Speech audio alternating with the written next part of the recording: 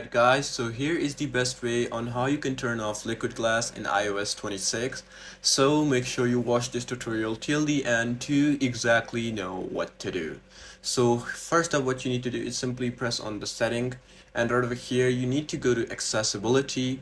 Once you're inside accessibility, what you have to do is just go to display text and size and turn on reduce transparency. Once you turn it on, you'll be able to see a few changes like liquid glass has been turned off, and now you'll be able to see some slight changes. Now what you can do is just simply tap and hold your screen on your device, and once the shaking effect is here, you need to press on edit, and right over here you need to press on customize, and you'll be able to see a few more options like for more like default and many other options. So you can just play around with these options and check what suits you the most, and also you can do the color thing with them, and you can just choose what kind of color you like.